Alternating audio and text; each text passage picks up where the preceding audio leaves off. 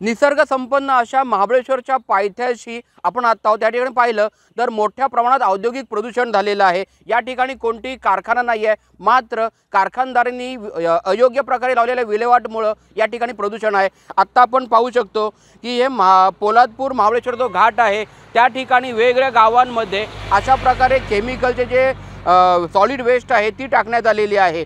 याचा या ठिकाणी प्रचंड दुर्गंधी पसरलेली आहे। पण याचा जर का दुसरा विषय बघितला तर या ठिकाणी कापडे म्हणून गाव आहे, या कापडे गावांमधल्या विहिरीला अनेक ठिकाणी आणि बोरिंगला अनेक ठिकाणी प्रदूषित पाणी म्हणजे तांबड्या कलरचं पाणी आलेलं आहे।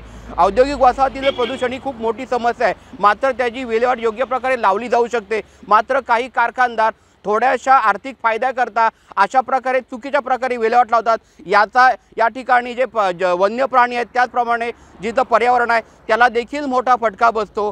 या ठिकाणी अजूनही ग्रामस्थांकडून प्रदूषण नियंत्रण महामंडळाकडे तक्रार दाखल झाली नसली तरी देखील अशा प्रकारे केमिकलची विल्हेवाट लावणं आणि पर्यावरणात धोका पोहोचवणाऱ्या या कारखानदारावर कारवाई केली जावी। त्याचप्रमाणे हे जे टाकणारी जी माणसं आहेत त्यांच्यावर कारवाई केली जावी अशी मागणी येथील स्थानिक ग्रामस्थांकडून केली जात आहे। तर सध्या पाण्याचा आम्ही रिपोर्ट गेले महिनाभर झाला, पाण्याचा रिपोर्ट एकदम आता आल्या पाणी ते केमिकलयुक्त लालसर रंगाचं पाणी आहे। जो कापड्यामध्ये कोणी जे हे MIDCतून जो भराव टाकला होता कापड्यामध्ये, त्या कापड्याचं पाणी झालं। त्याच्यानंतर दुसऱ्या दिवशी आमच्या इकडे पाण्याला तसं तो झाला असल्यामुळं ते पाणी लालसर इकडे आलं, पाणी दूषित झालं। त्याचा आम्ही रिपोर्ट केला। आता रिपोर्ट आला, परवा रिपोर्ट आला। रिपोर्टमध्ये सगळं केमिकलयुक्त पाणी आहे आणि ते पिण्यास पण आणि वापरण्यास अशा कुठल्या गोष्टी ते वापरण्यात येऊ नये असं त्यांनी सांगितलेलं आहे।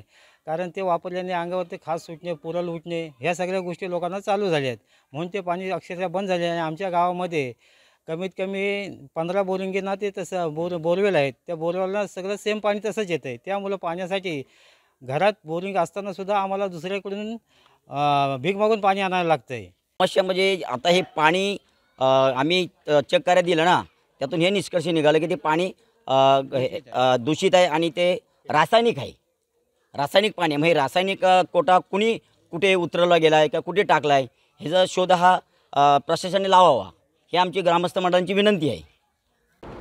सचिन कदम, साम TV, रायगड।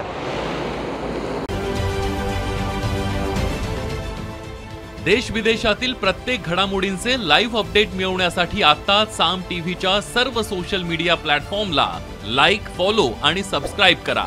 तसंच सर्व नोटिफिकेशनसाठी बेल आयकॉन प्रेस करायला विसरू नका।